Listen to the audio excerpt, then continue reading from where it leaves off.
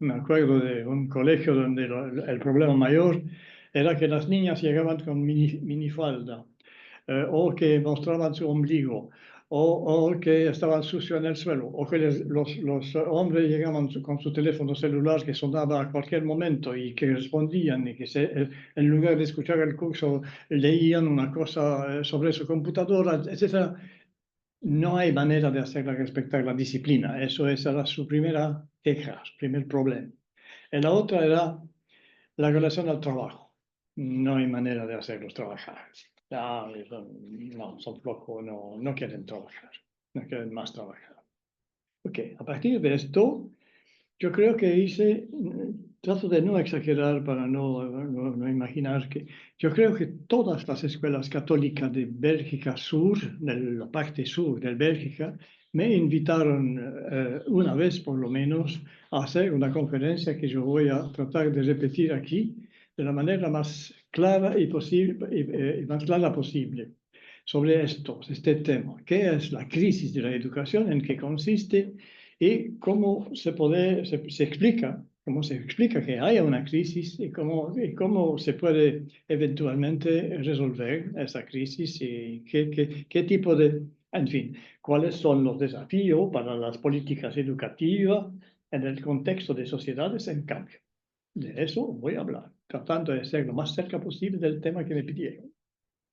Bien, entonces, el problema está planteado. Hay crisis y todavía hay, 30 años después. No está resuelta la crisis. Se sigue hablando y diciendo que hay crisis en la enseñanza secundaria. Esta crisis siempre es una relación, en la relación en la disciplina, en la relación al trabajo y en relación a los valores de los jóvenes. Eso es dudoso. Y entonces hicimos, por eso, la investigación que yo les decía sobre los valores de los jóvenes a partir de una muestra representativa, o más o menos representativa de la juventud belga, 50 personas que entrevistamos así. Y escribimos un libro sobre eso. Bueno, ok, eso es para introducir el tema. Ahora, para analizar el tema necesito un concepto, el concepto de modelo cultural, porque lo que cambian muchas cosas, cambiaron entre el fin de la guerra 40-45 y las 30 gloriosos del Estado-Providencia, el fin del Estado-Providencia, la llegada del neoliberalismo, cambiaron muchas cosas en las sociedades occidentales de los países del norte, Bélgica en este caso, cambiaron muchas cosas. Y yo durante este tiempo fui sociólogo de este cambio, porque eso era mi rol. Y yo trabajaba al principio, mi formación inicial fue con Alain Touraine, que yo seguía los cursos que daba en Francia, y donde yo aprendí a utilizar el concepto de modelo cultural. ¿Qué es un modelo cultural? Entonces voy a tratar de definirlo claramente. Un modelo cultural es un conjunto de principios de sentido que dan sentido a lo que los actores dicen, piensan, hacen, sienten, que dan sentido a su comportamiento como actor, que le dan sentido en los dos sentidos de la palabra, es decir, qué es legítimo de hacer o no, o de hacer o de no hacer, de pensar o de no pensar, de decir o no decir, qué es lo que es legítimo o no, y cuál es el objetivo de esta conducta, cuál es el sentido, del sentido de la orientación y de la legitimación, de la significación y de la orientación. Yo definiría el modelo cultural como un conjunto de principios de sentido que permiten de definir en una sociedad determinada lo que es tener una vida buena. Tener una vida buena es orientar, conformar su conducta a los principios, a las exigencias de los principios de sentido que dicen cuáles son los valores que hay que respetar. En otras palabras, ¿qué es lo que hay que decir o no decir, hacer o no hacer? ¿Qué es lo que es bueno y lo que es malo? ¿Qué es lo que es verdad y qué es falso? ¿Qué es lo que es justo y qué es lo que es injusto? Cuando uno quiere tener una vida buena, ¿qué es lo que hay que hacer, decir, pensar, sentir, etcétera? Y qué es lo que al contrario no se hace, no se dice, no se piensa, no sé. Okay. Modelo cultural es eso. Mucho tiempo después, durante 15 o 20 años, me he dedicado a hacer la historia de los modelos culturales de Europa Occidental, la historia, de dónde viene. Subí primero, por eso, a los griegos, hice un libro que se llamaba y se llama El modelo cultural cívico de la ciudad griega. No voy a entrar en detalle, porque no de eso estoy hablando, pero el modelo cultural cívico de la ciudad griega, de la polis griega. Entonces, después de eso, escribí otro sobre el modelo cultural aristocrático de la Roma antigua. Y después otro sobre el modelo cultural cristiano de Francia medieval. Porque esos tres son publicados y están hechos. Ahora he terminado y va a ser publicado en algunos meses otro sobre el modelo cultural progresista de la sociedad de las naciones modernas europeas. Los 4 modelos culturales. Un modelo cultural no muere nunca. Un modelo cultural se debilita, la gente no cree en otra cosa, pero rescate algo del viejo también y es una cosa bastante compleja trabajar sobre este tema. Entonces, la idea era, y esta idea es tureniana, era que en los años, digamos, a partir de los años 60, ya de los años 60, la rebeldía de la juventud de los años 60 y los cambios importantes que hubo, eh, tenían expresaban, era el resultado de una mutación del modelo cultural progresista de la primera modernidad, es decir, de la modernidad industrial que hemos conocido comenzando en los el siglo XVIII, XIX, sobre todo XIX, pero después el siglo XX, ahí el modelo cultural que reinaba en ese tiempo sobre la mentalidad y que decía a la gente lo que es bonito, justo, verdadero, de hacer o de no hacer, este era el modelo cultural progresista, la creencia en el progreso de la primera modernidad. Y después la idea era, este modelo ya no vale, perdió su credibilidad y otro modelo aparece, se está instalando poco a poco. En los años 60, 70 todavía no era realmente reinante, pero hasta ahora sí lo es. En 2024-25 se puede decir que lo es. Entonces, para hacer comprender que hay una mutación, yo tengo que explicar en qué consistían los principios de sentido del primer modelo y en qué consisten los principios de sentido del segundo.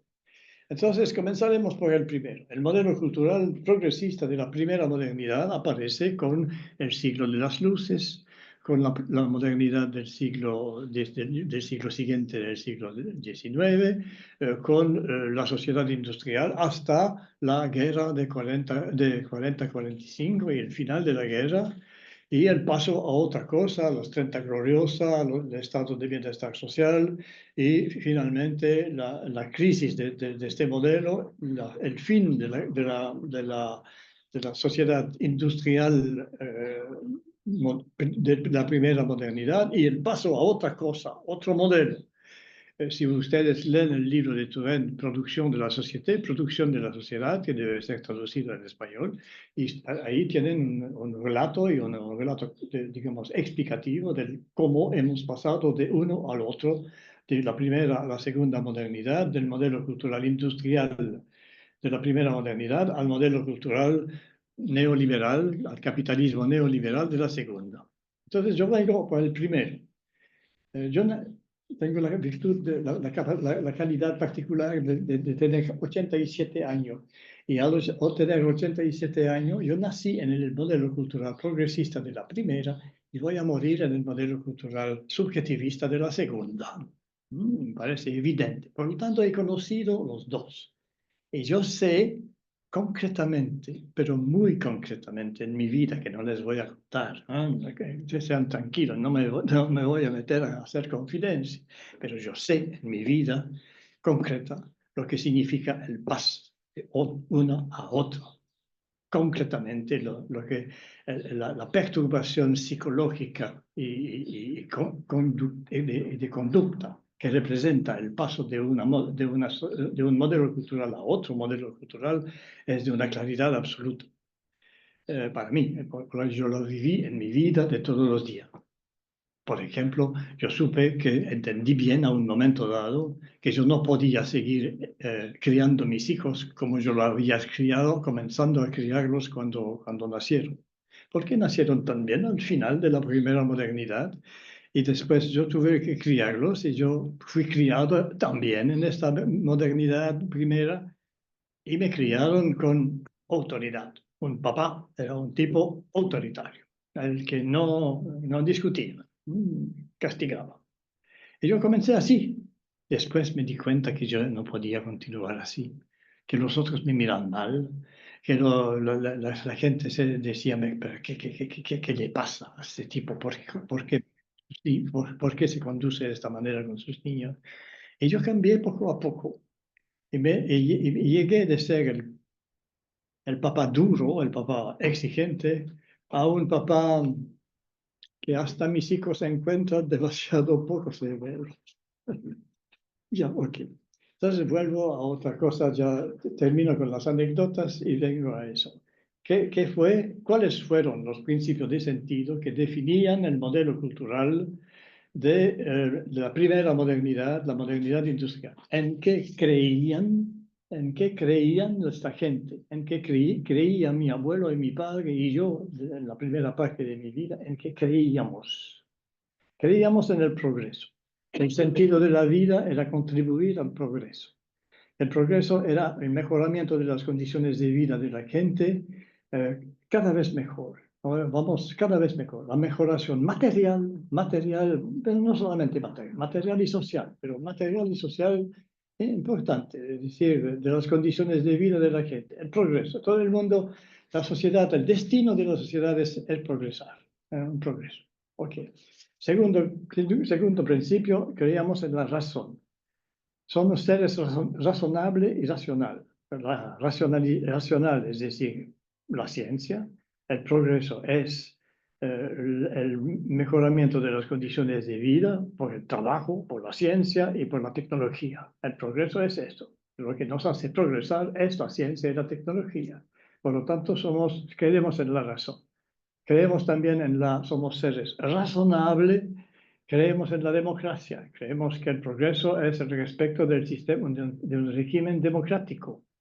Y eso está incluido en los dos sentidos de la palabra razón, razonable y racional. Los dos principios.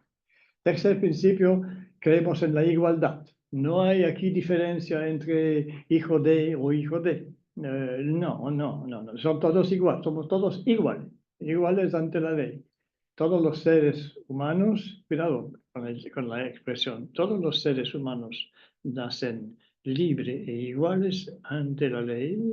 Pero segunda frase del artículo 1 de la primera declaración de los derechos humanos de la Asamblea Nacional Francesa después de la Revolución, es decir, el 24 de agosto. Y escribieron esto y publicaron eso. El primer artículo dice, todos los seres humanos nacen y viven igual ante la ley. Segunda frase, las diferencias sociales solo se legitiman por la utilidad. Ah, entonces no dicen que no va a haber diferencia, no dicen que no va a haber desigualdad. Hay desigualdad, a condición que sean legitimadas por la utilidad. La utilidad también, y significa que nosotros creemos que ciertas cosas, que ciertas funciones son más útiles que otras. Ser intelectual es más útil que ser obrero. Bueno, sin embargo, el aporte del obrero es también útil, sí, pero El aporte del obrero depende de su formación, por lo tanto, creer en la educación es algo absolutamente fundamental para justificar un aporte útil, una utilidad del aporte, de la contribución de los individuos al progreso y a la razón. Bien. La cuarta creencia era la creencia en el deber. El deber. No estamos aquí para reír, no estamos aquí para jugar, estamos aquí para hacer cosas serias. Tenemos que cumplir los deberes. Deberes, es decir, deber de ciudadano, deber de marido, deber de padre, deber de todo lo que sea. De todos los roles sociales que tenemos que jugar, se traducen por un deber que tenemos que cumplir. El último era el concepto de nación. Estamos aquí para defender la nación en caso de que sea amenazada.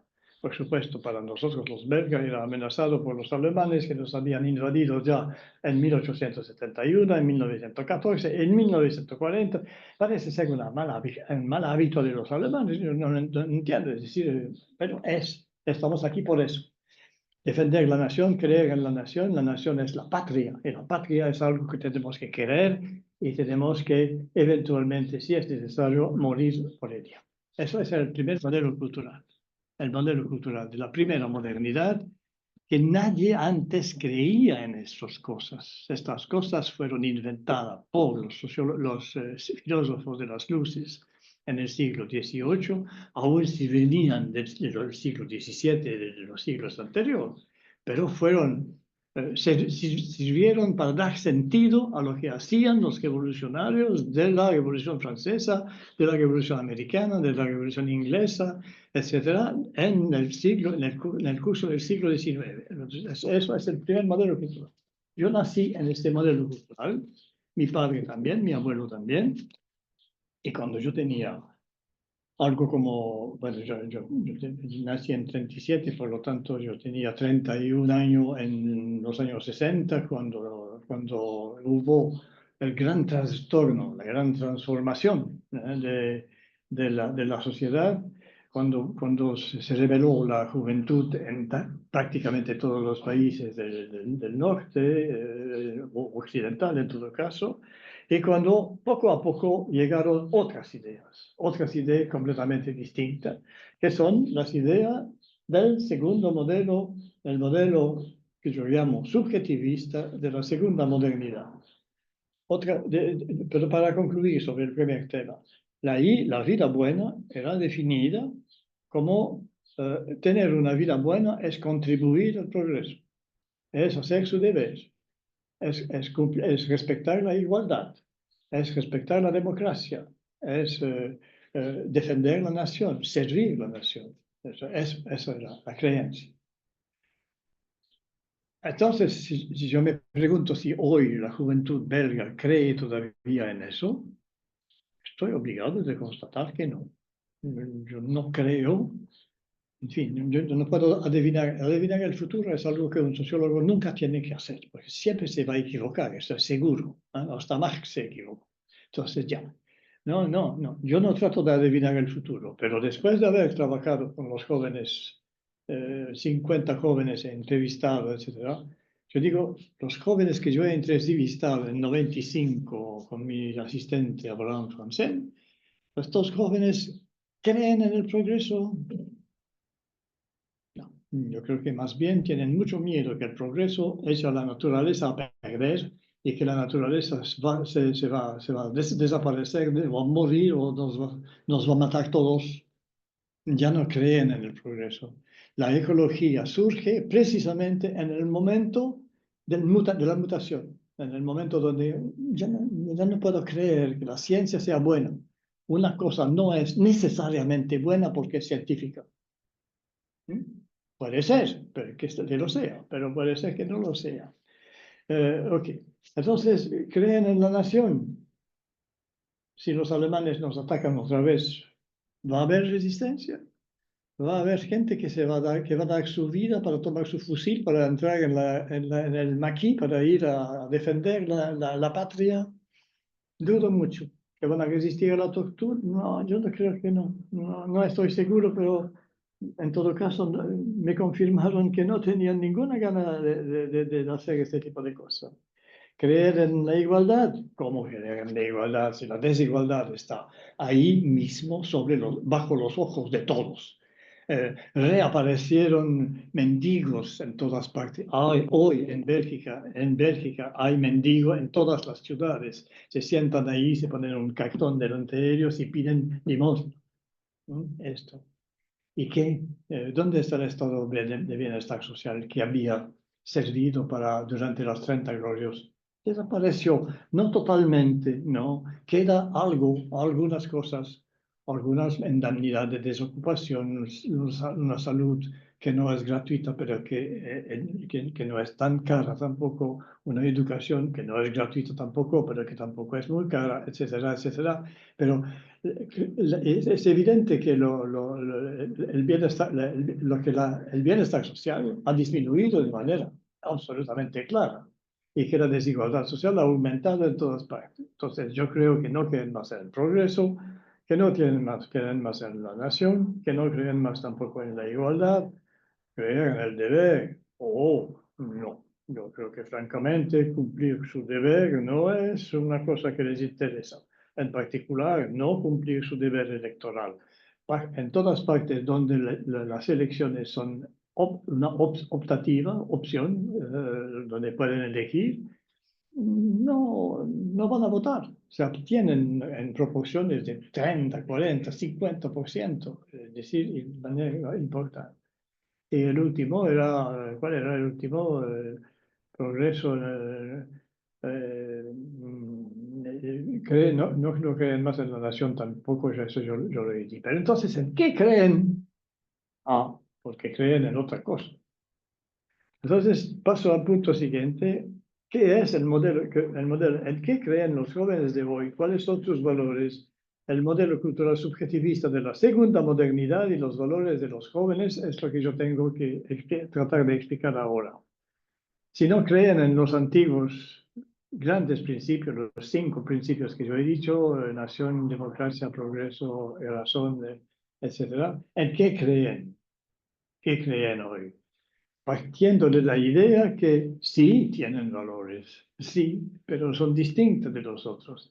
Y es exactamente este desfase entre los valores de los profes y los valores de los jóvenes que tienen enfrente que explica la crisis.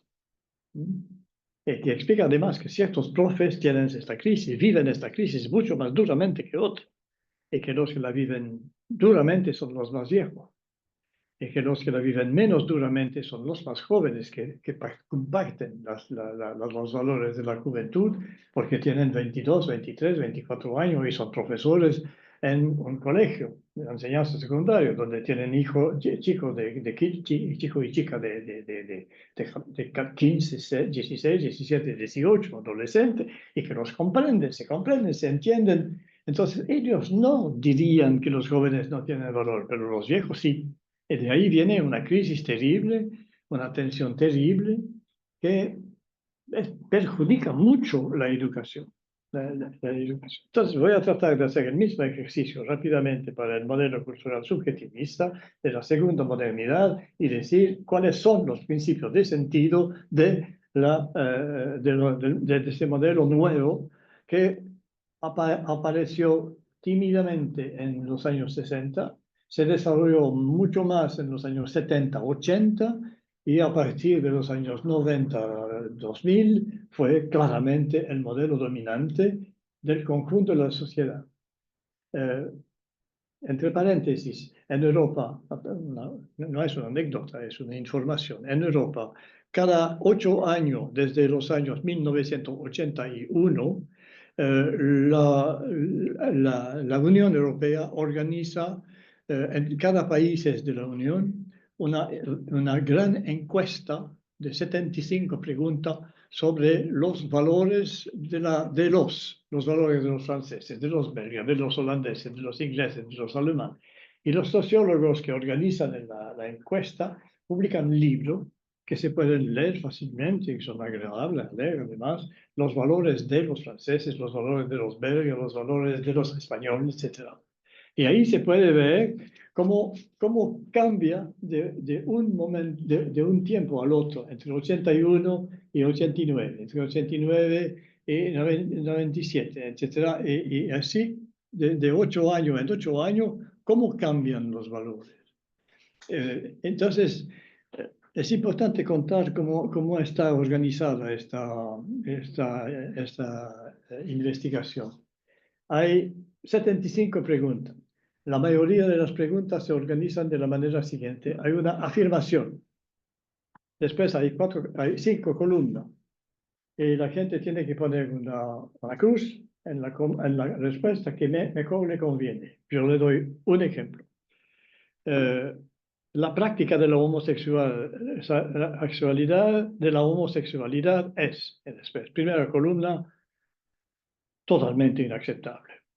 Segunda columna, no buena, pero bueno, ok, no sé. Tercera columna, no sé, no tengo idea, no tengo opinión. Cuarta columna, normal y bastante aceptable. Última columna, o totalmente natural y normal.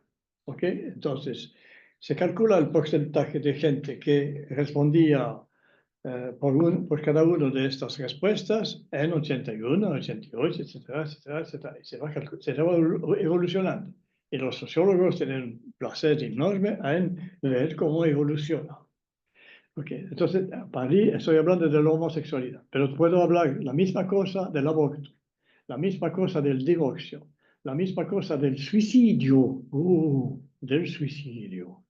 la misma cosa de la eutanasia, ¿cómo se dice? Eutanasia, la misma cosa de esto. Es decir, uno de mis colegas tuvo la buena idea de construir un modelo que llamaba la libre disposición del cuerpo. El derecho del ser humano, del individuo, de disponer libremente de su cuerpo. Entonces, de elegir él si es homosexual o hetero, si divorcia él o ella, es decir, los dos, por supuesto. Porque la diferencia entre hombre y mujer, desde el punto de vista de la disposición libre del cuerpo, del deseo de disponer libremente de su cuerpo y de la creencia en el derecho del individuo de disponer así libremente de su cuerpo, es más o menos igual. Las mujeres estaban mucho más reservadas en 81 y perdieron la reserva poco a poco a medida que se va pasando el tiempo, y en 90 y en 2015 o 16, no me acuerdo la fecha, está más o menos igual a las respuestas de los hombres. La creencia, por decirlo claramente, la creencia en el derecho del ser humano de disponer libremente de su cuerpo, es decir, 2.1, de elegir su sexualidad, de abortar, de divorciar, de practicar la homosexualidad, por supuesto, ya lo dije, también de elegir su pareja, de elegir su profesión, de elegir su lugar donde vive, de disponer libremente de él mismo, de ser él mismo. Ha evolucionado de una manera enorme. La que menos evolucionó es las frases que conciernen el derecho a suicidarse. Y la frase es: si una persona que usted quiere, su hijo, su mujer, o se quiere suicidar, usted tiene el derecho de impedirlo o no tienen el derecho de impedirlo. La gente Carlos hace. La creencia de los que ponen una cruz en el no tienen el derecho de intervenir, pasó al más de 50% en 2016 o 17. Más de 50% de los franceses piensan que si su hijo se quiere suicidar, el padre no tiene el derecho de impedir que lo haga. Me parece increíble, pero es así. O sea, es así, es un dato objetivo, no veo qué es lo que se puede criticar en eso. Entonces, el modelo cultural subjetivista entonces podría ser definido de la manera siguiente y sus principios de sentido sería el siguiente. Primero, la definición general. Cada individuo tiene el derecho de ser sujeto de sí mismo y actor autónomo de su propia existencia. Cada individuo tiene el derecho de ser sujeto de sí mismo y actor autónomo de su propia existencia. Sujeto de sí mismo significa que no está obligado a ser sujeto del rey, de ser sujeto de la patria, de ser sujeto de la Iglesia Católica o de cualquier otra cosa, de ser sujeto de su papá o de su mamá, de ser sujeto de sus profes. No tiene ninguna obligación de respetar la autoridad de nadie. Tiene el derecho de decidirse que es bueno para él y lo que no es bueno para él. Cada individuo tiene el derecho de hacer eso. Ok, pero en el mismo tiempo, para cada individuo que tiene 18 años y que tiene que elegir qué es lo que va a hacer, si va a ir a la universidad o no, si va a la universidad, decide ir a la universidad, qué es lo que va a estudiar, eh, puede seguir el consejo que le da su papá, pero puede también rechazar los consejos que le da el papá y no tomarlos en cuenta. O sea, yo supongo que todo el mundo vio, eso es muy importante, todo el mundo debe haber visto la película El Círculo de los Poetas Desaparecidos. Supongo que la vieron en un momento dado.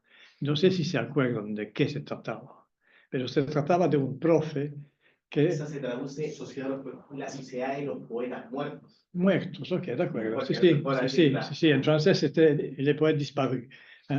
Pero, bueno, es la historia de este profe que tiene una función de profesor en un colegio, que tiene un portón que dice Dios, familia, patria, trabajo, etcétera, marcado en el portón, en la puerta de entrada del colegio, y que enseña a sus alumnos a decir yo,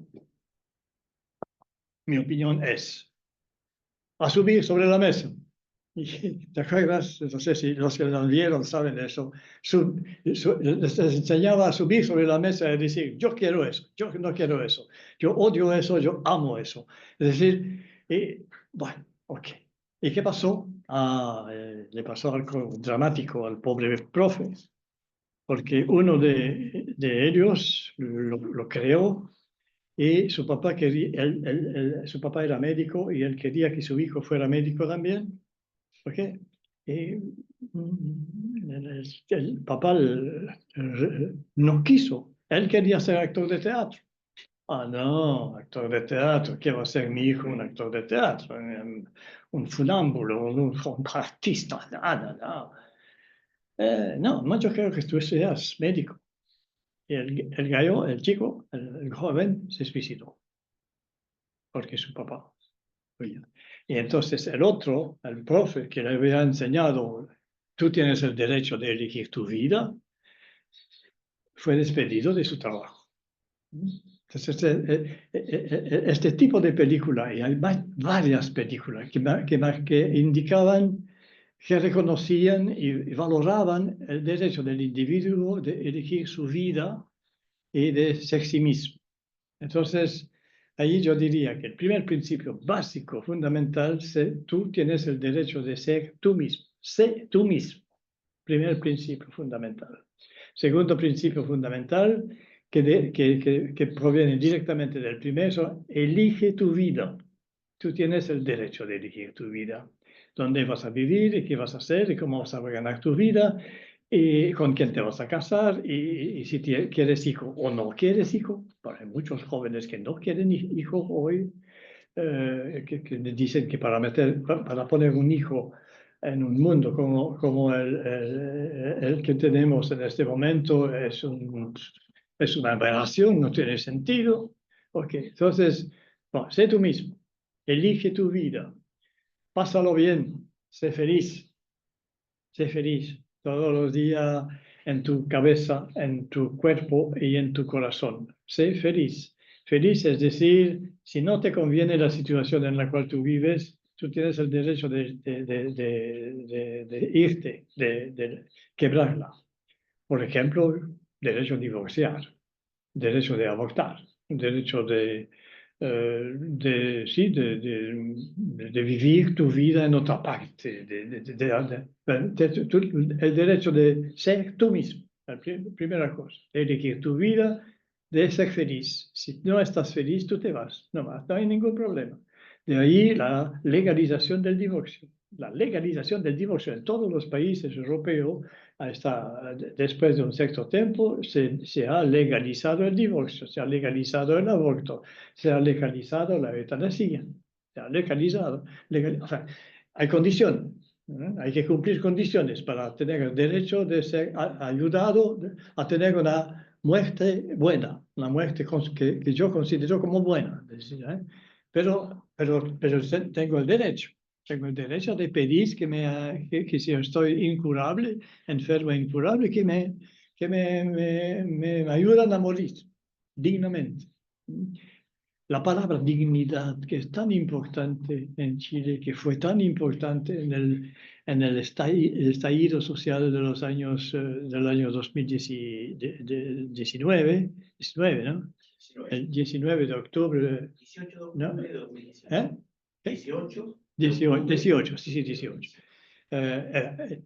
De ahí viene el elegir la dignidad como eslogan de un movimiento social muy...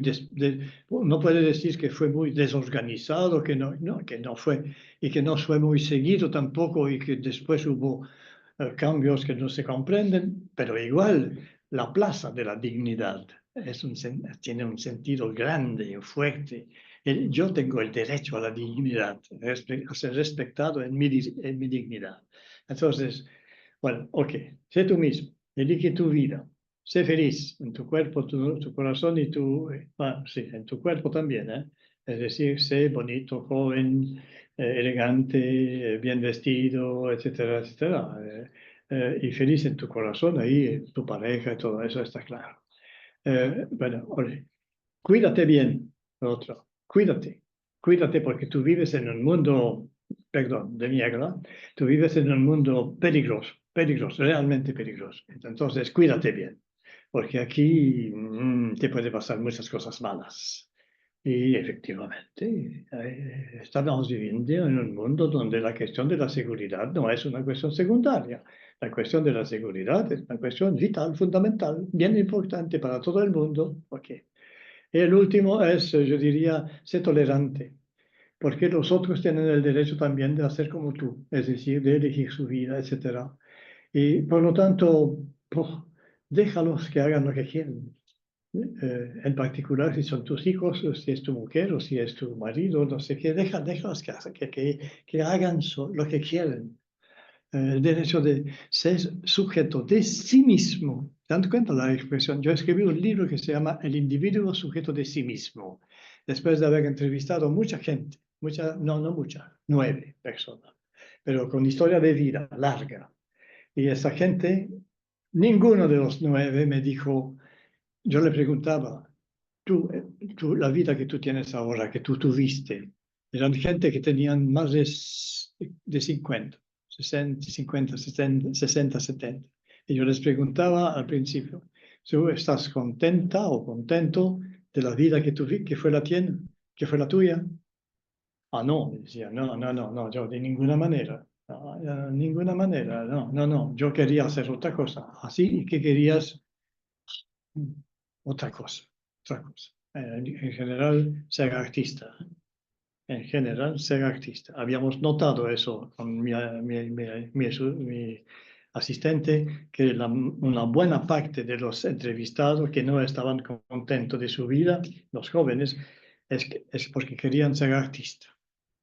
Pero aquí me acuerdo de esta frase terrible de una mujer de 60 años más o menos, en esta conversación, cuando yo le digo eso, me dijo, la primera frase que me dijo, yo he sido formatada para ser madre. Formatada para ser madre. Formatada, es decir, fabricada, socializada, concebida para ser madre. Y fui madre de mis padres, que eran unos irresponsables. La madre tomaba y era borracha, el papá corría con todas las mujeres de los alrededores. Eh, eh, bueno, fui madre de mis padres. Fui madre de mis maridos. Había dos o tres, no me acuerdo. Fui madre de mis hijos, fui madre de mis vecinos, porque me piden siempre de ayuda. Fui madre de todo el mundo, yo fui formateada, yo soy una madre. Y yo no quiero ser una madre, ¿no? ¿Y qué quieres ser? Tocar charango. Tocar charango. Era belga, no era boliviana, no, era belga. Y efectivamente tocaba charango. Y después de la larga conversación de 3 meses que tuvimos y del informe que yo escribí, de todo eso, sin que yo tenga ninguna responsabilidad en eso, yo comenzaba por explicar que yo no soy psicólogo, soy sociólogo. Entonces no me tomas en cuenta, pero me tomó en cuenta. Y ahora tiene un grupo de música y toca charango y es contenta, es muy satisfecha. Pero tuvo que explicar a su marido por qué no quería más seguir ella a hacer la comida todos los días en la noche esperando que vuelva de su trabajo y por qué había que dividir el trabajo de otra manera. Explicar a sus hijos que no era ella que necesariamente tenía que hacer las camas. Tuvo que explicar eso a su marido y a sus hijos. Me acuerdo de la frase que le contestó uno de estos hijos, que le dijo, hoy yo no ella le dijo, hoy yo no estoy porque yo tengo que ir a una repetición de mi grupo de música. Y ella dijo, oh, ¿y cuándo voy a tener una mamá normal yo? El hijo. ¿Mm? Pero cuando un hijo dice a una mujer, un hijo de 12 años, dice a su mamá, ¿cuándo voy a tener una mamá normal? La mamá le da un golpe de culpabilidad considerable, a pesar de estar viviendo en un mundo donde la cultura le dice que tú tienes el derecho de ser tú mismo. Sí, pero no es evidente, no es tan simple pasar de una cultura donde tú tienes que cumplir tus deberes a una cultura donde tú tienes el derecho de ser tú mismo, de hacer lo que tú quieres para eso. Bien, ok. Entonces, bueno, yo voy a terminar, pero no, me quedan dos cosas que yo quiero decir absolutamente, porque es muy importante. Eh, Cuando yo hacía mis conferencias a los profes, yo tenía delante de mí 120 o 150 profesores de una enseñanza en una escuela secundaria.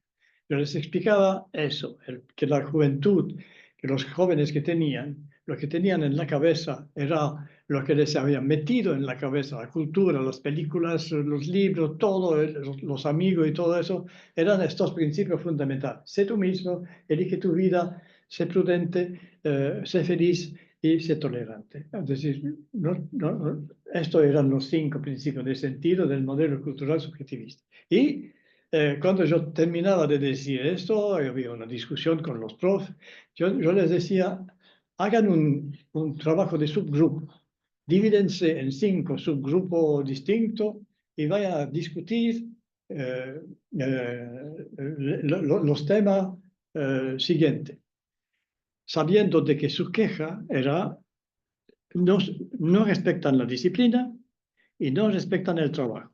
Entonces yo les decía, andan a discutir la respuesta a las 2 preguntas siguientes.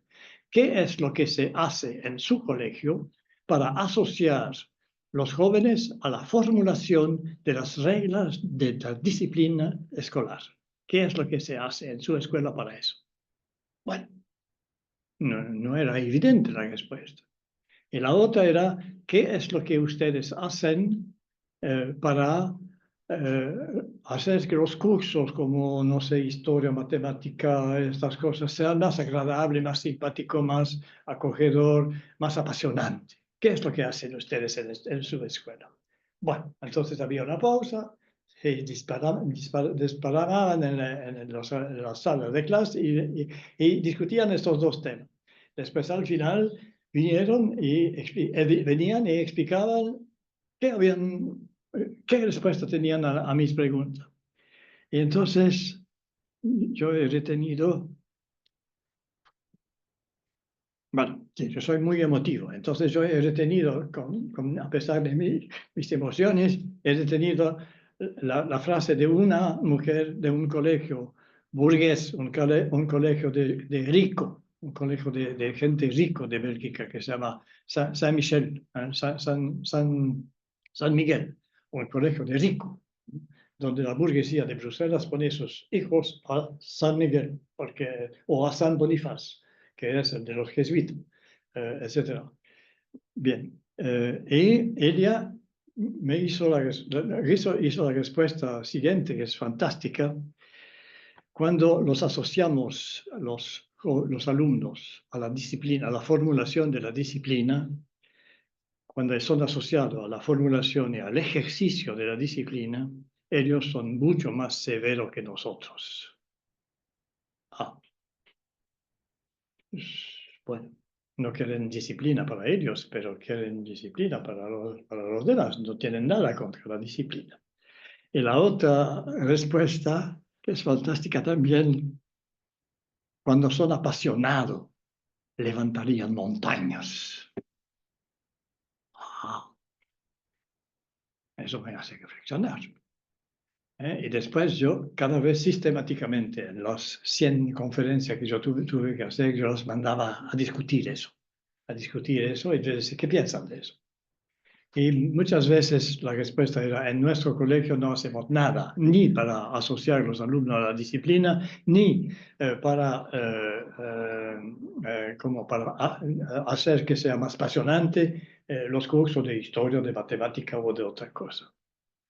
Bien. Entonces, ahí vuelvo a mi título y termino. ¿Cuáles son los desafíos para la política educativa en un contexto de sociedades en cambio? La pregunta que me hicieron. Y yo digo, los dos grandes desafíos que hay que saber relevar con las políticas educativas que uno adopta, que sea adaptada a la juventud de hoy. Los dos grandes desafíos es saber organizar la disciplina de manera tal que los jóvenes sean asociados a la formulación de las reglas disciplinarias y saber inventar técnicas no sé, de estimulación para que los jóvenes sean más apasionados. Ok, ahí creo que terminé, pero estoy dispuesto a responder a todas las preguntas que quieren, si es que tengo la respuesta. Ya. Bueno, como ha finalizado la conferencia, a nuestro invitado les pido, por supuesto, un aplauso para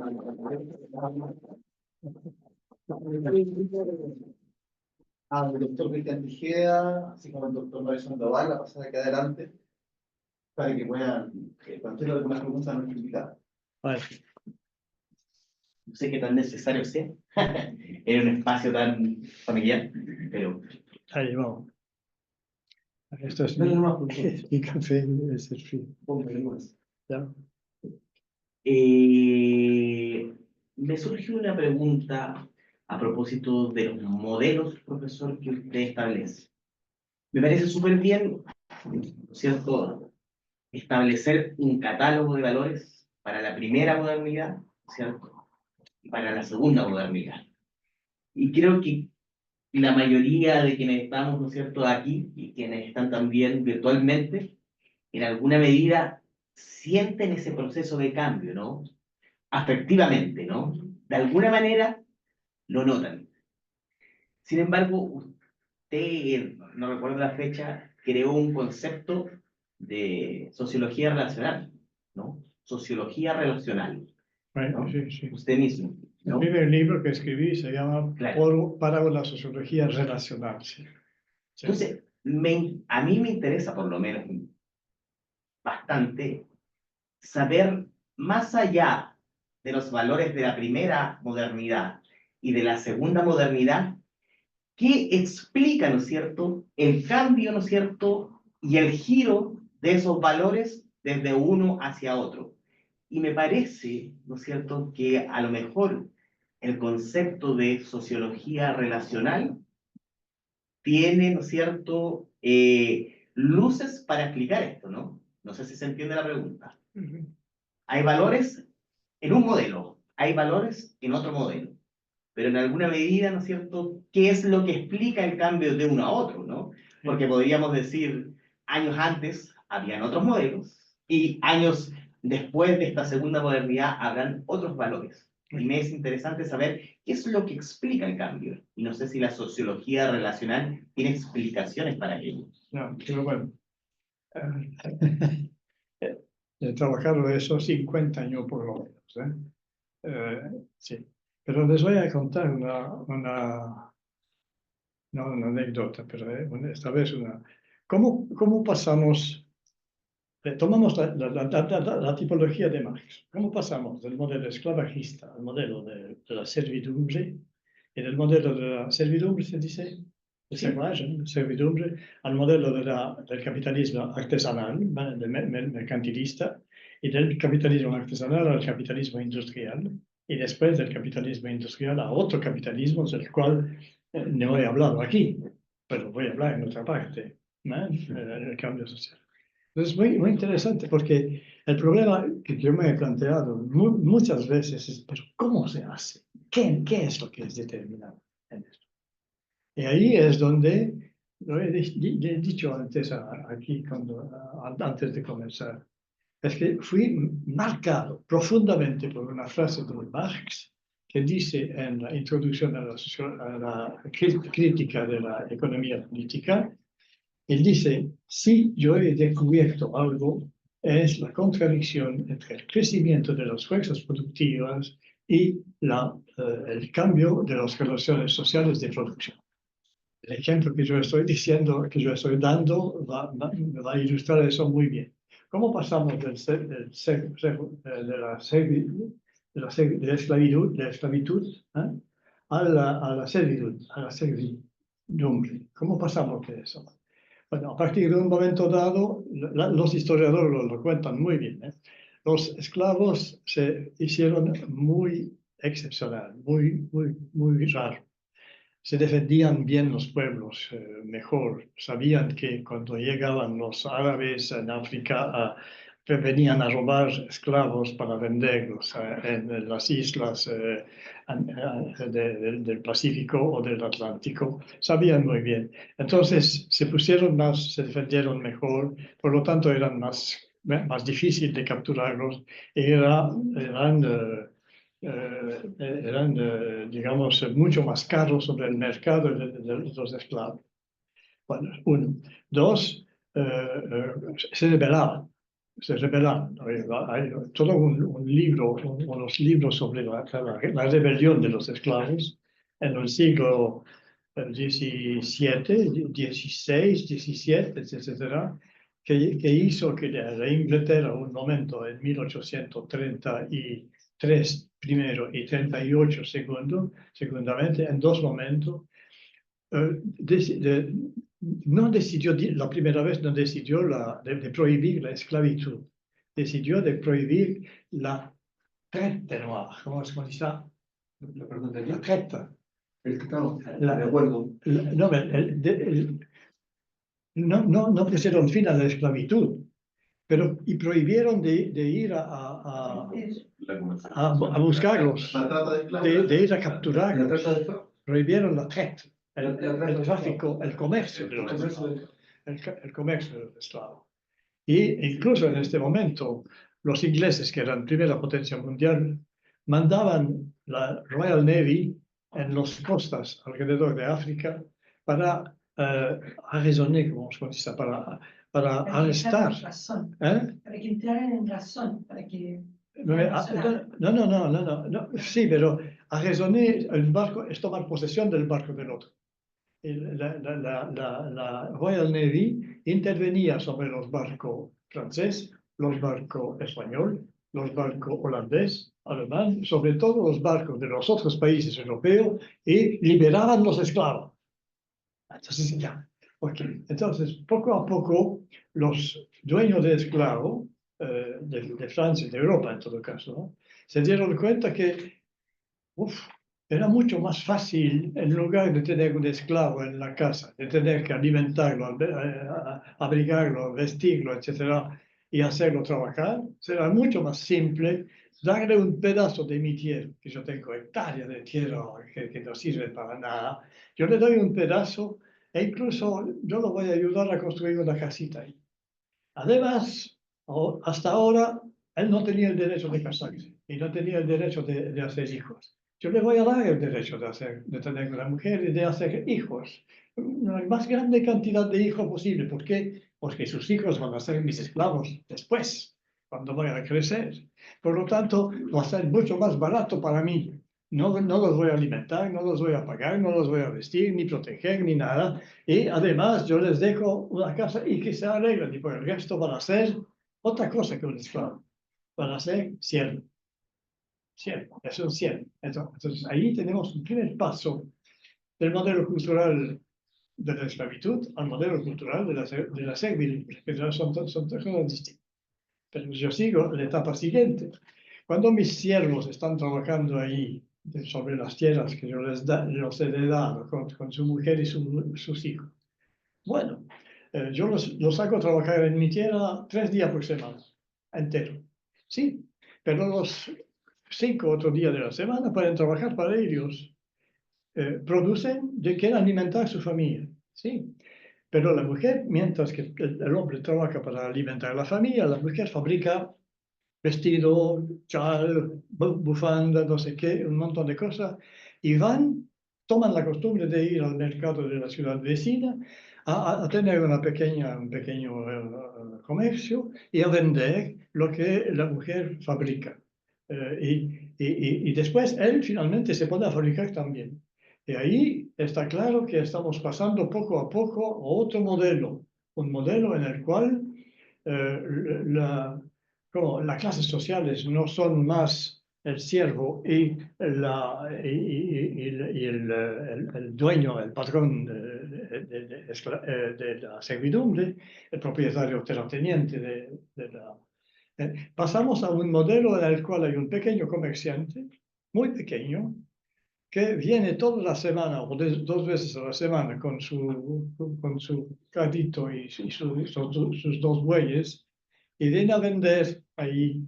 Y con eso que vende, tiene un capital que va acumulando poco a poco y se compra ¿cómo se decía? Un rouet para fabricar. Una rueda. Sí, pero le rouet. La Blancanieves con quien trabajaba. ¿Eh? Una rueda. ¿No? Una rueda. Una Rueca. rueca, exactamente, sí, sí, sí. Y otros telares a mano para fabricar alfombras o no sé qué. Entonces, el tipo se transforma, o sea, la familia se transforma poco a poco en un artesano. ¿Okay? Y después del tiempo, con la plata que ganan al vender ya no están obligados de seguir trabajando para el señor. Al contrario, se compran una casita en la ciudad, se instalan ahí como un taller y fabrican cosas. Y ahí que, de nuevo, la croissance, el crecimiento de las fuerzas productivas ha cambiado la relación social de producción. Okay. Y ahora hay clases nuevas. ¿Cuáles son? El artesano y el comerciante. El comerciante que le viene a comprar todo, el factory system, decían los ingleses, ¿no? El comerciante que viene a buscar toda la producción de un artesano, que de todas maneras tiene que venderla porque no podría ir al mercado lejos para vender su mercancía. Entonces lo vende al precio que fija el artesano y ahí tenemos una relación de clase entre artesano y entre comerciante y artesano. Entonces hemos pasado de maestro de esclavo a esclavo, a dueño de la tierra, a siervo y como artesano a comerciante. Y seguimos, podemos seguir, porque ¿qué pasó? Pasó que algún día en el siglo XVIII, en Inglaterra primero, sí, en Inglaterra primero, en el siglo XVIII, XIX, los comerciantes se dieron cuenta que en lugar de pasar su tiempo a viajar en los pueblos vecinos para ir a recoger los productos que habían hecho los comerciantes, los artesanos, pero era mucho más simple, gracias a la innovación tecnológica en materia textil, de comprar como de comprar telares, de instalarlos uno tras otro en 2 o 3 filas en una enorme casa y de pedir a estos gente que venían de fuera, que trabajaban para él, que siempre, en lugar de trabajar en tu casa, ven a trabajar en mi fábrica. Ahí habían inventado el proletario, inventado exactamente lo que es un proletario, es decir, un tipo que trabaja gratuitamente una buena parte del día para enriquecer el patrón y no solamente para pagar su salario. Conocen, yo supongo, esta frase de Marx, este análisis de Marx que dice, cuando un proletario trabaja 12 horas por día, durante las 3 o 4 primeras horas produce un valor igual a su salario, por lo tanto, no me pertenece a mí el patrón, yo le pago su salario, ¿ok? Pero durante las 8 horas que siguen, él trabaja para mí. Y todo lo que produce yo lo vendo en el mercado y con eso yo no le debo nada. No le debo nada, yo le he pagado su salario, no le debo nada. Entonces ahí estamos en una cuarta transformación y él está directamente ligada al crecimiento de las fuerzas productivas en el sentido de la innovación tecnológica. Y ahora, entre los años 1950 y 2000, ¿a qué hemos asistido? Sino a un formidable crecimiento de las fuerzas productivas, de la innovación, la creación de los robots, por ejemplo, la cadena de montaje, la cadena de montaje de los autos, de cualquier cosa, y la intervención de los robots en lugar del trabajo humano. Y todo eso permite comprender que finalmente cambiaron de nuevo las relaciones de clases en esta época entre digamos, los 35 últimos años del siglo XX, que acabamos de vivir hace 30 años. Cambiaron de nuevo y por la misma razón, hoy lo que importa para un propietario de una gran empresa que produce bienes no es los trabajadores, no necesita tanto trabajadores, necesita técnicos de alta calificación que saben manejar computadora y que saben manejar, conducir robots y hacer el trabajo robotizado. Y lo que importa para él no es tanto hacerlos trabajar demasiado. Antes, ¿de dónde sacaban la plusvalía los patrones? Las sacaban del exceso de horas de trabajo y de la reducción del salario que pagaban. La plusvalía venía de la diferencia entre el valor producido y el valor del salario. Y el valor producido dependía del número de horas de trabajo por día que cada proletario tenía que entregar.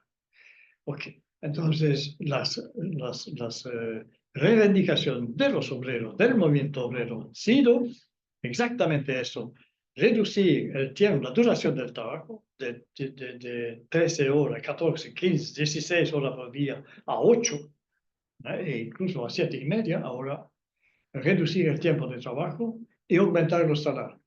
Cada reducción del tiempo de trabajo y cada aumentación del salario representaba una reducción de la plusvalía. Vale la pena quizás explicar eso, no sé si son marxistas o no son marxistas, pero bueno, a mí no me importa, ahí no está el problema. Pero Marx hace una diferencia fantástica entre el trabajo necesario y el sobretrabajo. El trabajo necesario es la cantidad de horas que tiene que entregar el trabajador para producir el equivalente de su salario. El sobretrabajo es toda la otra parte. Cuando hacían trabajar un tipo, lo pagaban muy mal, más mal lo pagaban, más aumentaba la plusvalía, y más lo hacía trabajar mucho tiempo, más aumentaba la plusvalía. Pero los obreros justamente atacaron la plusvalía ahí donde tenían que atacarla, pidiendo alza de salario. En lugar de 3 horas para producir mi salario, yo ahora necesito 5 horas. Y en lugar de trabajar 16 horas, ahora yo trabajo 9. ¿Ok? Por lo tanto, la plusvalía pasó de 12 a 7, o algo así, a 6. Bien, ok. Ahora, esto yo no digo que está terminado. Sí, sigue existiendo. Como el feudalismo siguió existiendo con el capitalismo durante mucho tiempo, puede seguir. Los modos de producción pueden sobrevivir a la aparición de un nuevo modo de producción. Pero ahí apareció un nuevo modo de producción, que es un modo de producción basado no sobre el trabajo físico y material del obrero, sino sobre la capacidad de vender. Y la capacidad de vender, ahí con Mario estamos discutiendo eso todo el tiempo. La capacidad de vender es la capacidad de manipular las necesidades de la gente y de hacerlos creer profundamente que tienen absolutamente la necesidad de cambiar su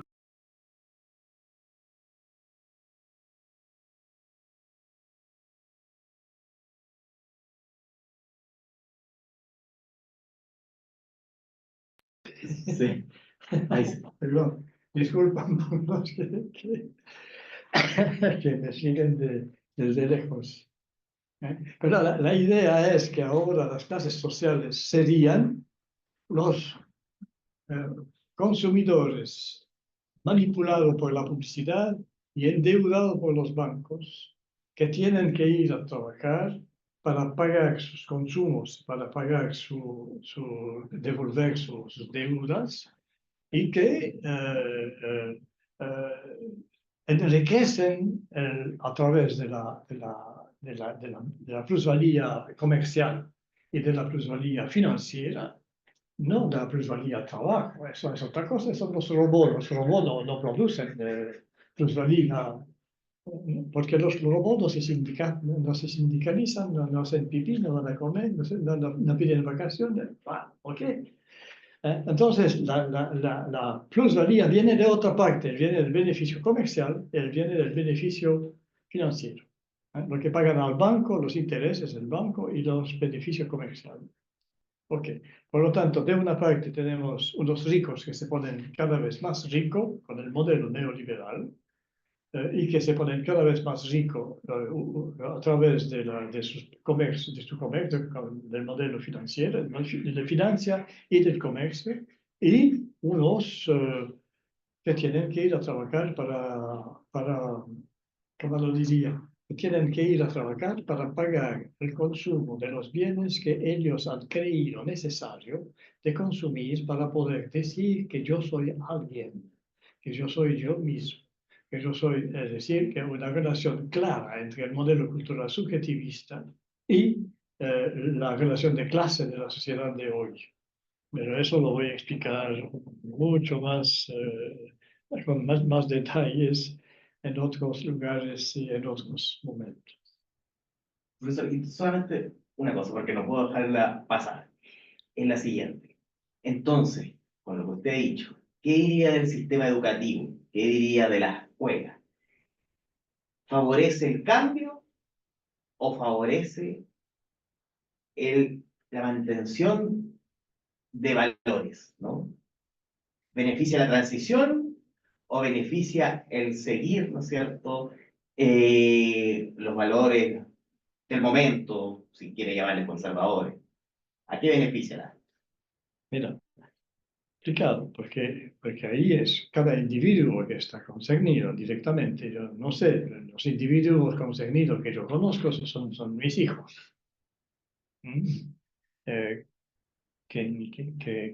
bueno, de lo cual prefiero no hablar. Bueno, no mucho en todo caso. Salvo esta frase que siempre cito, pero aquí yo voy a tratar de responder a la pregunta. La educación es indispensable para ser sí mismo. Si yo tomo el primer principio, y el derecho de elegir lo que yo quiero hacer, de hacer lo que me apasiona, lo que me interesa, y de cambiar si yo no estoy contento con lo que yo estoy haciendo y que yo quiero hacer otra cosa, eso es fundamentalmente un problema educativo, un problema de educación. Sí, ahí, perdón, pero soy un buen ejemplo. Yo fui ingeniero comercial, director del servicio financiero de la Universidad de Lovaina. Después he creado un secretariado de beca de estudio para estudiantes extranjeros y después me he transformado en sociólogo. Y este camino de búsqueda de lo que me conviene ser para sentirme yo mismo me llegó finalmente a 45 años a decirme, ahí sí, estoy, eso me conviene. Y yo lo sentía como mío. Y yo no me he equivocado porque hasta hoy y hasta ahora yo soy sociólogo. Y yo quería seguir siéndolo hasta el final. ¿Eh?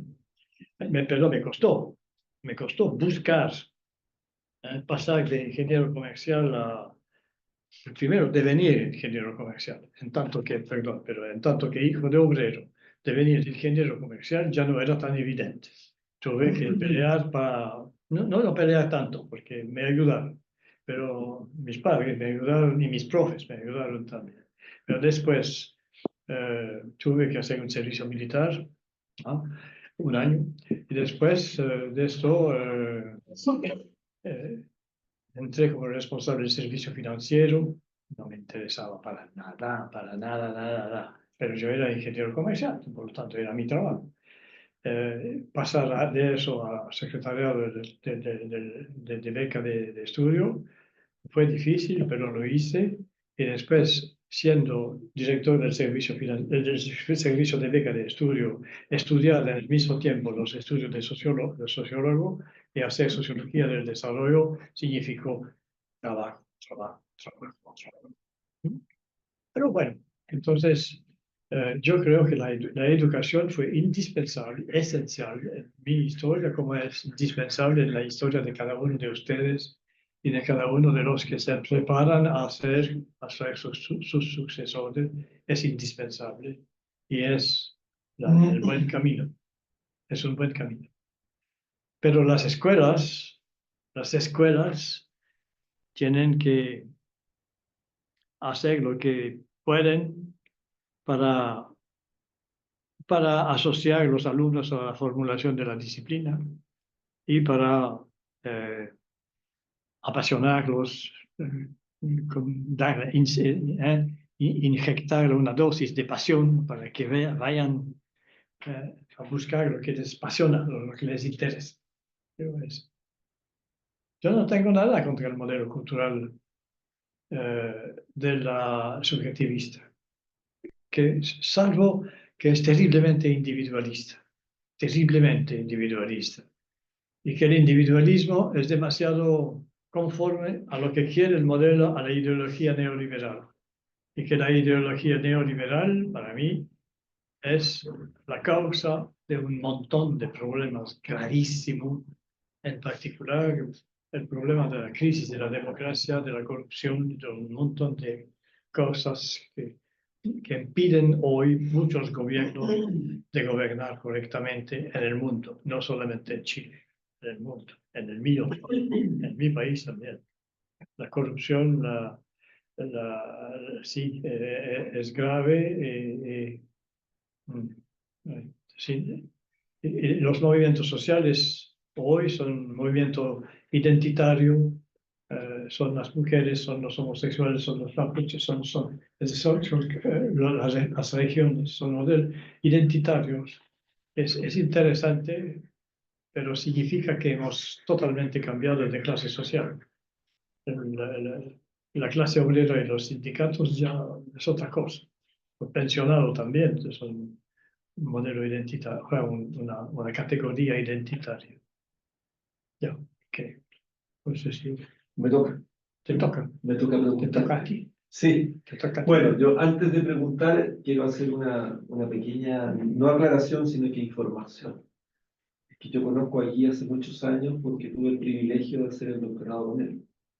Yo estudié en Lovaina, hice mi doctorado en la Universidad Católica de Lovaina y Guido Joan fue mi profesor de guía de mi tesis doctoral. Entonces, conozco bastante su pensamiento, porque me siento en parte heredero del mismo. Quiero partirte haciendo una pregunta aquí, muy simple. Tú sabes que todas las universidades chilenas, todas, privadas o públicas, cuando se está terminando el año y va a empezar el nuevo año, realizan campañas publicitarias para atraer estudiantes y sacan eslogan. El eslogan de esta universidad, que es pública, que es estatal, dice: transfórmate en quien quieres ser. ¿Qué piensas tú de ese eslogan de esta universidad que es pública? No, pero es que no solamente es pública. Y es estatal. No es solamente no es pública. No, pero te digo, o sea, Llegué a Chile. transfórmate en quien quieres Sí, ser. sí, Ese es el pero eslogan de esta se me universidad. olvidó, pero en cada conferencia que yo hago, yo tomo ese ejemplo, porque yo cuento que la primera vez que llegué a Chile en el metro de Santiago, yo veía enormes afiches de 5 metros sobre 3 que decían, elige lo que quieres ser. Ven a la Universidad Diego Portales, que te vamos a ayudar a encontrar tu vocación. Pero esto, nada más. ¿Eh? O, acuérdense de, ella siempre quiso ser abogada. Ven a la Universidad Alberto Hurtado, que te vamos a ayudar a realizar tus sueños. O sea, el metro estaba lleno de eso, lleno. ¿Eh? Ahora me parece que desaparecieron. Yo no tengo la O impresión. cambian los eslogan. ¿Pero qué dicen ahora? No sé qué estarán diciéndolo, pero cada año el eslogan es distinto. Cambian de un año a otro. Yo lo vi varios años, el primero eslogan. Que es realmente eso, ¿no? ¿Y qué piensas de este eslogan de esta universidad, de este año, que se llama transfórmate en quien quieres ser? Transfórmate en lo que quieres ser, es totalmente igual a lo que estoy diciendo, sí.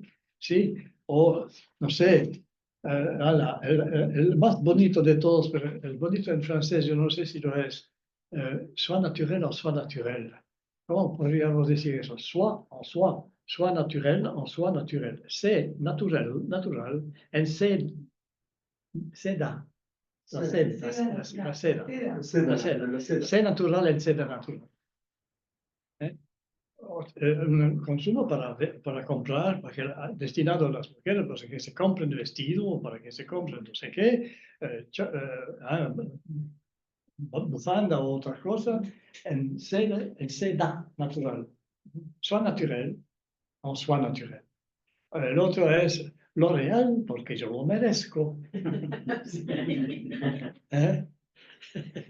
Y examinar las publicidades es una cosa que merece en sí, porque yo creo que los sociólogos, los publicistas dicen mejor que los sociólogos lo que hay que decir, porque para ellos es importante, porque de eso depende que venden. Y vender es la fórmula mágica de hoy. Hay que vender. Lo otro, y con esto termino mi pregunta, quiero volver a la educación, dado que aquí tú estás en un doctorado en educación. Cuando uno piensa en general en la familia chilena, ¿por qué gasta dinero para que sus hijos se eduquen? Hay una relación directa entre educación y trabajo, que es que sus hijos se capaciten de la mejor manera para entrar al mundo adulto en mejores condiciones. Y eso en Chile significa tener un título universitario. La pregunta que me gustaría, sobre la cual nos dieran elementos de reflexión, es ¿cómo se hace y cómo lo hace hoy día la educación? ¿Cómo hace eso la educación en una sociedad digital? Cuando a una velocidad impresionante están desapareciendo miles de trabajos. Porque esos trabajos los están haciendo la inteligencia artificial, los robots. Nosotros seguimos en Chile con escuelas industriales, preparando jóvenes para una sociedad que ya no existe. ¿Qué? Preparando jóvenes para una sociedad que ya no existe. Porque tenemos escuelas industriales y ya no Sí. existe la sociedad industrial. Estamos en la sociedad digital. Sí, O sea, pero ¿qué rol tiene la escuela en esta sociedad digital? oh, no sé. No sé. Bueno, lo que sí es cierto, el concepto de utilidad, el viejo concepto de utilidad, el que tiene un título universitario va a ganar 2 veces más que el que no tiene. ¿Sí? Y sigue siendo, es verdad, ahora, eso.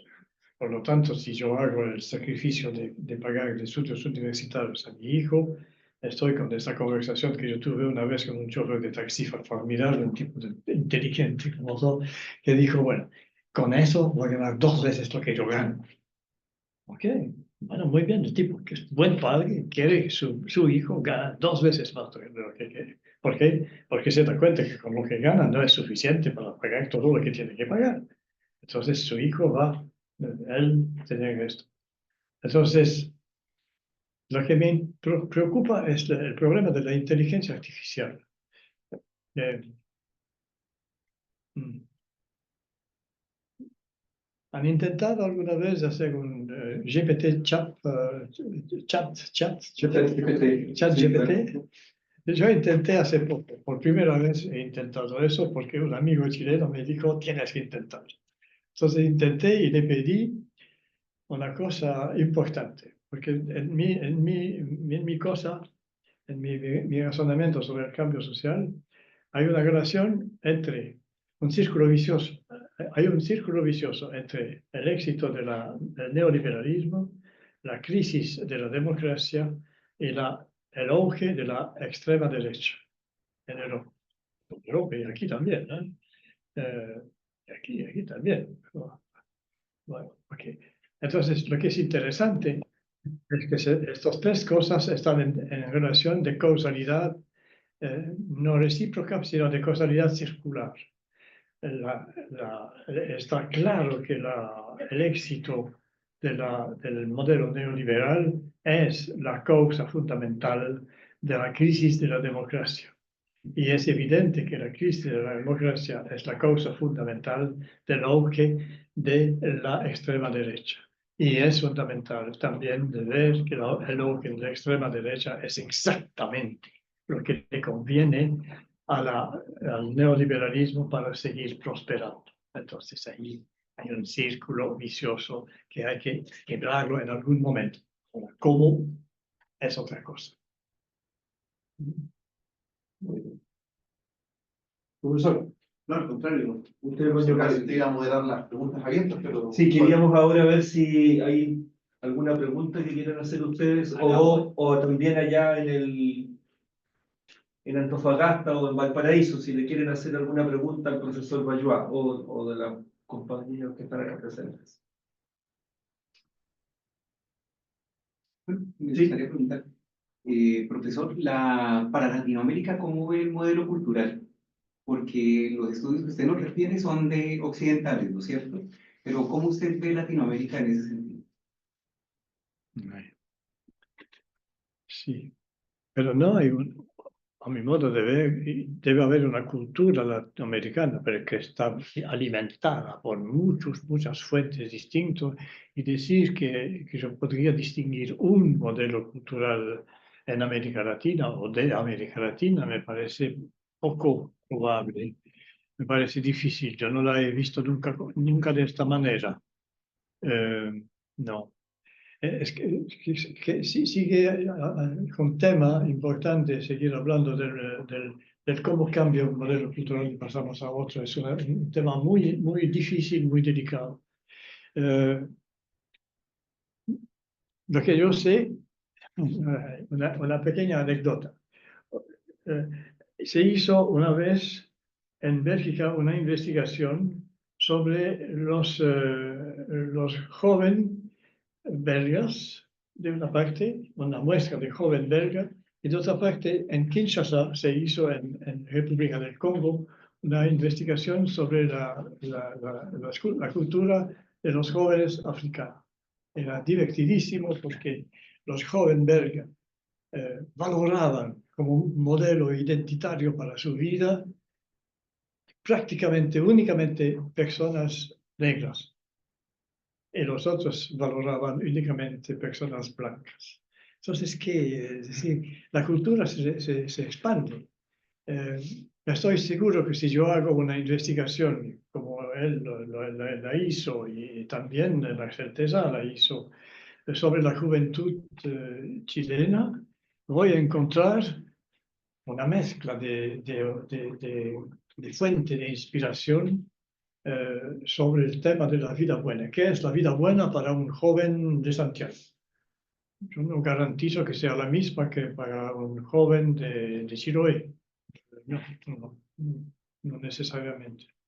Hay muchas culturas imbriquées, como se dice, imbricadas las unas en las otras y forman un conjunto bastante difícil a desimbricar.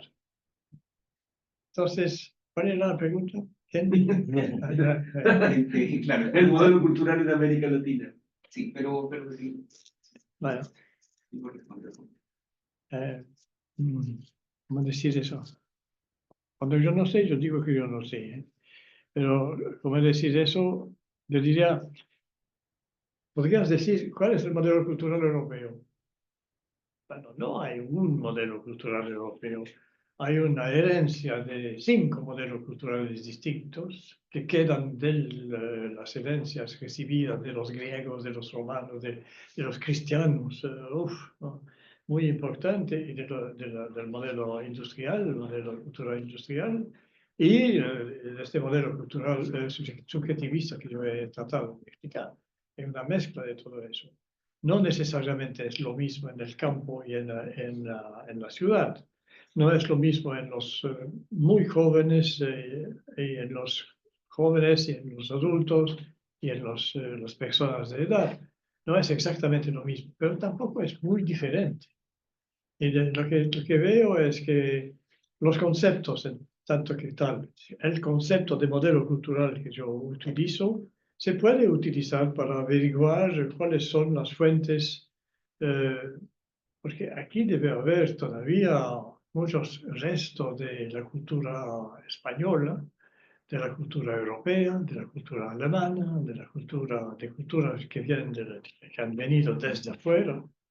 Eh, eh, en fin, a un momento, mientras que trabajábamos en la tesis de Mario o en la tesis de Marcel Tesa, yo decía, estoy seguro que si yo hago mi estudio de la juventud en Chile en lugar de hacerla en Bélgica, voy a encontrar más o menos la misma cosa, a condición, sí, bueno, eso es importante. Los mismos analistas de los resultados de las investigaciones sobre los valores en Europa dicen que estos valores penetraron en la cabeza de la gente más cuando son urbanos, cuando son no creyentes, cuando son educados, y había una cuarta, cuando son de familia relativamente alta, en la jerarquía social, de origen social más alto.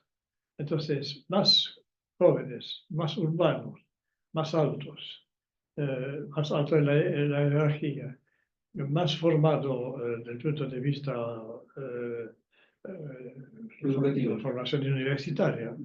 Esto hace más receptiva la persona a las ideas del modelo cultural subjetivista, más receptiva.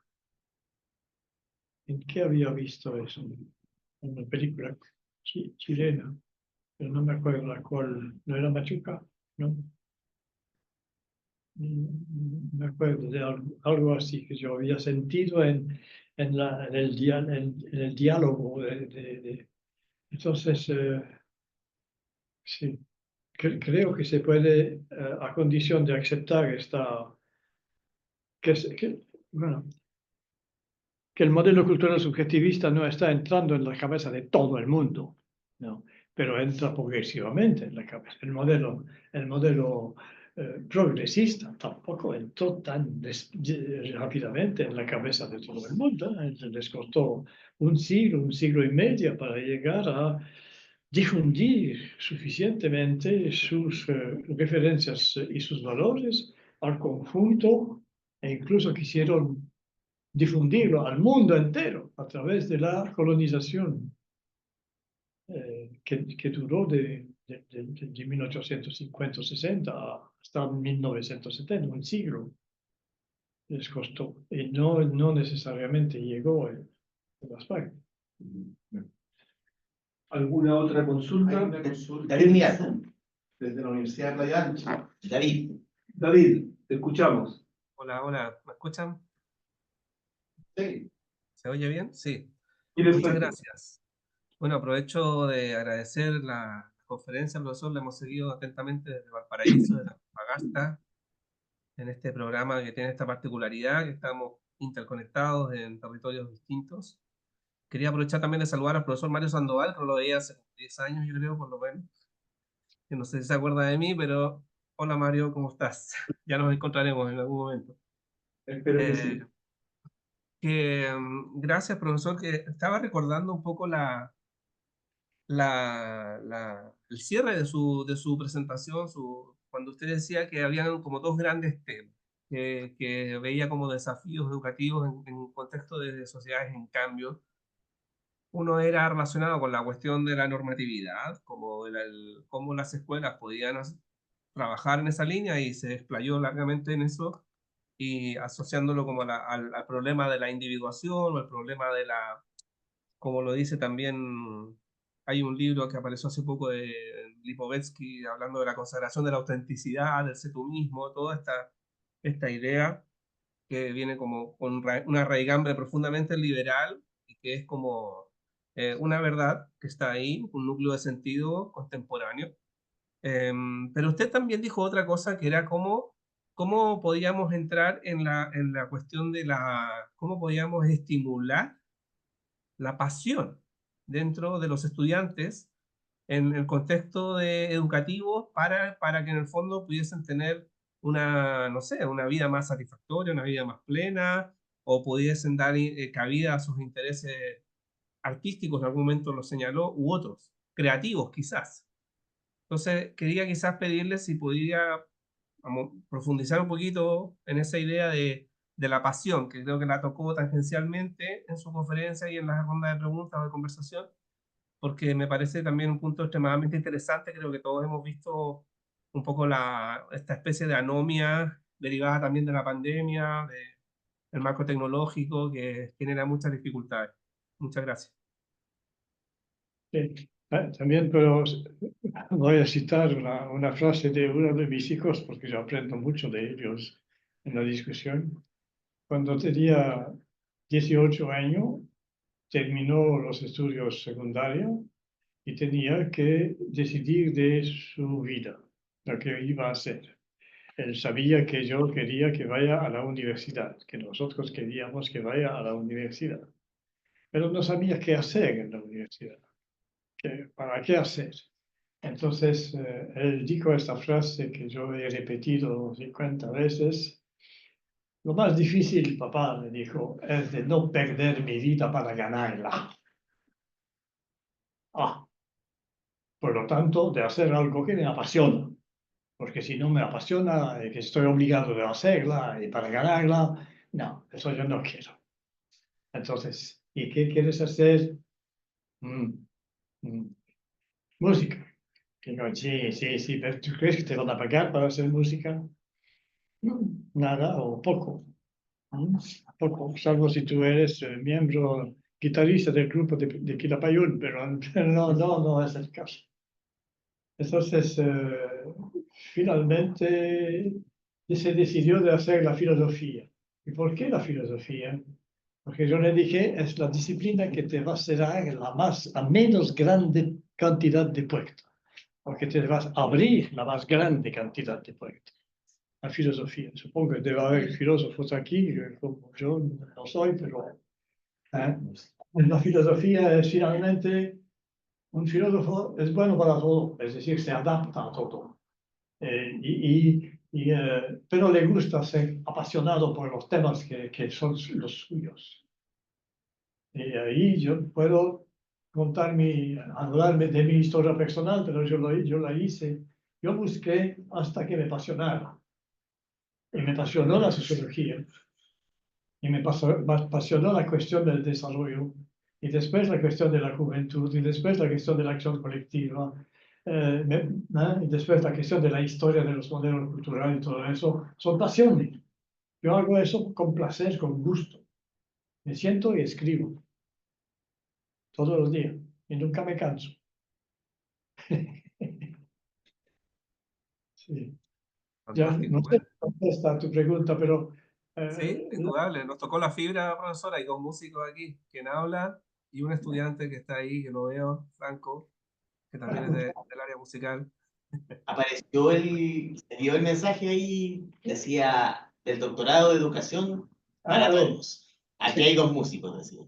bueno. Pasión no falta. ¿Alguna otra? También soy muy apasionado. ¿Alguien más quisiera preguntar tanto de la sala? Sí, nuestro músico acá. Acá, profesor, una pregunta.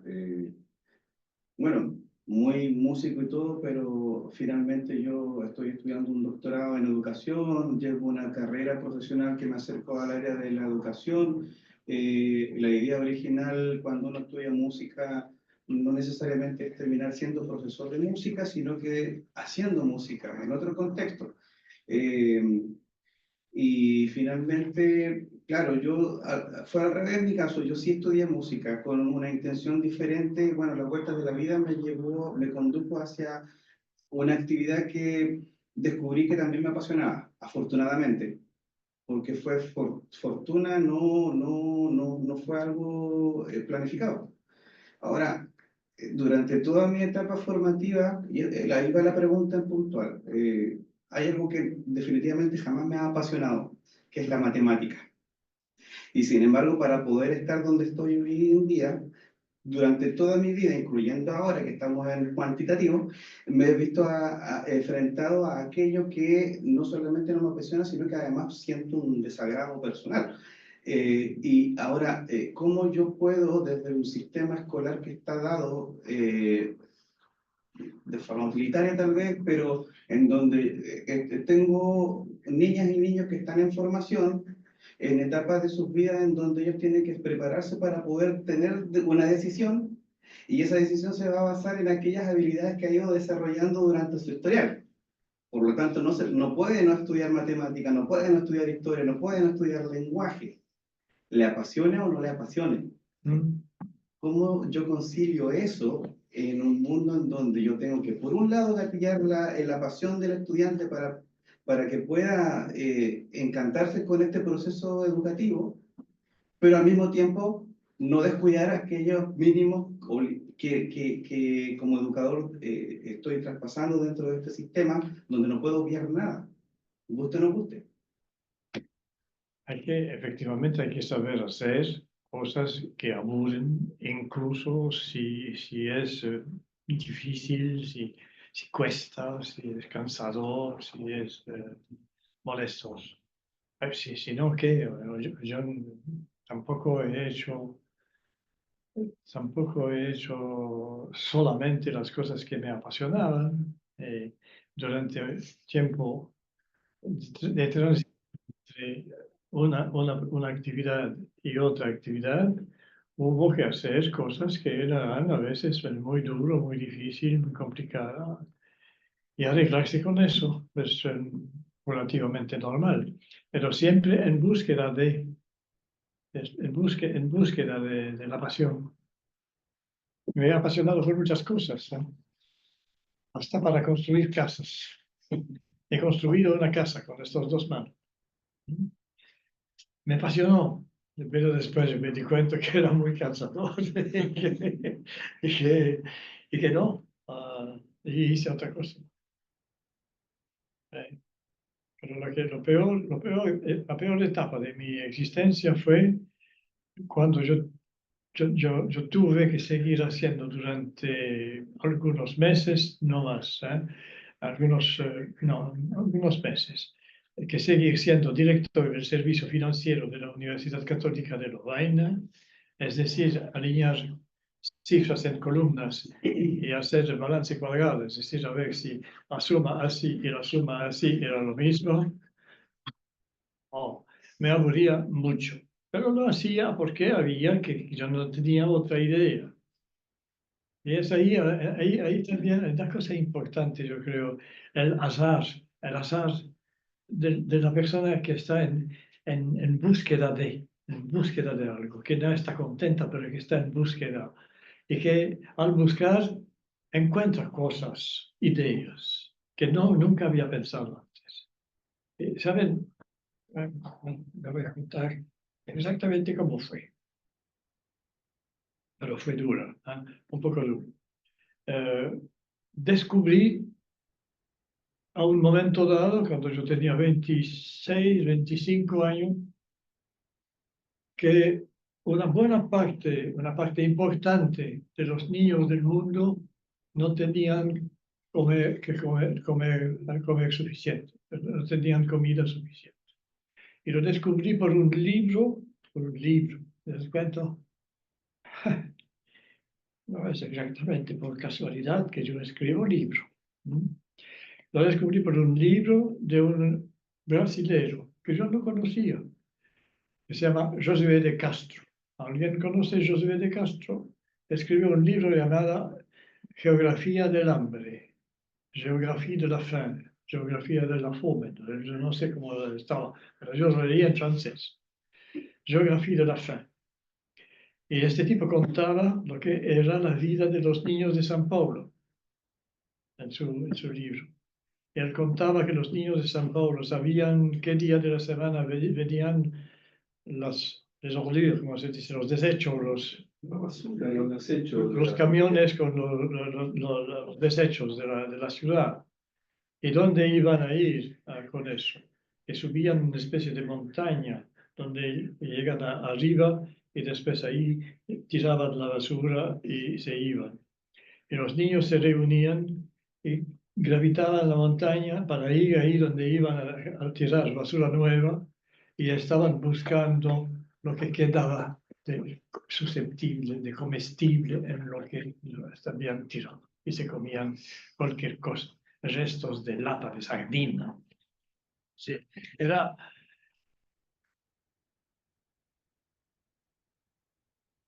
Sí, este libro me cortó la vida en dos. Ya, antes, después. Después he buscado. Trabajé mucho, haciendo dos profesiones al mismo tiempo, creando un servicio nuevo de beca de estudio, pero trabajando, estudiando sociología en el mismo tiempo, ocupándome de mis tres hijos otra vez, etcétera, etcétera. Ok. Y de la casa, pintando y repintando. Así. Hice eso por varios años. Bueno, cuando uno tiene un objetivo, algo que te indigna, eso es fundamental. La indignación, por un momento. Para mí fue fundamental. Sobre todo que además en ese tiempo yo era muy católico, muy cristiano, no católico. Católico yo no soporto, pero cristiano sí. Yo era muy cristiano y yo me decía, yo no puedo seguir viviendo como antes cuando yo sé ahora que 2 niños de 3 en el mundo tienen hambre. No puedo. Fue decisivo. Y yo lo sabía por este libro. Por lo tanto, está muy claro que yo quiero hacer algo para ayudar al desarrollo. Y la primera cosa que yo hice, porque en este momento yo creía a la metáfora de los pescados. Ustedes conocen esta metáfora. Yo encontré un hombre que tenía hambre, yo le he dado un pescado, estaba muy contento y se fue. El día siguiente lo encontré de nuevo, etcétera, etcétera, etcétera. Y finalmente, no me gusta la conclusión, finalmente le enseñé a pescar. Porque y desde entonces ya no tiene nunca más hambre. Pero yo decía, el tipo que tú dices que le enseñas has enseñado a pescar era hijo de pescador y sabía pescar mucho mejor que tú, y desde siglos probablemente, porque su papá, su abuelo, su bisabuelo también eran pescador. Ok, pero igual, a un momento dado, la idea era el subdesarrollo se explica por la falta de capacidad tecnológica de los países del sur, de competencia tecnológica, es decir, de formación tecnológica de los países del sur de resolver el problema del subdesarrollo. Y entonces quise inventar un servicio de beca de estudio para los estudiantes extranjeros que vendrían a calificarse, a formarse, haciendo doctorado o haciendo maestría en la Universidad Católica de Lovaina, para después volver en su país y tomar a cargo un servicio de crear empresa o crear no sé qué, o mejorar la agricultura o crear otra cosa. Yo hice eso durante 17 años. Después de poco tiempo me di cuenta que yo no entendía muy bien lo que era el desarrollo. ¿Qué es eso, el desarrollo? ¿Qué es? Y por lo tanto, eso devino realmente para mí una pasión. Comprender lo que hay que hacer para que un país se vaya desarrollando. Eso está hasta hoy. Ahora pretendo haber comprendido. Si quieren, les explico. ¿Alguna otra consulta? Lo único que sé es que Milenko estaba con la mano levantada, pero bajó la mano. No sé si quiere hacer. Milenko. Hola colega, profesor, un gusto. No, la pregunta está descontextualizada en función de lo que está explicando. Yo solo agradecer el espacio. La verdad es que sí, me movió bastante fibra. He pasado por algunos episodios parecidos y claro, hay cambios notables que surgen. Nada, agradecerlo. Nada más. Gracias, Milenko. Gracias a usted.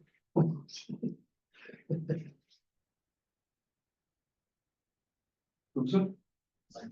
Si no hay más preguntas, sin más, simplemente, profesor, agradecerle su tiempo a la presentación y extenderle, entregarle nombre del programa de doctorado. Oh, no. Este pequeño. Muchas gracias. No, a usted, profesor, por su tiempo. Y por favor, un aplauso.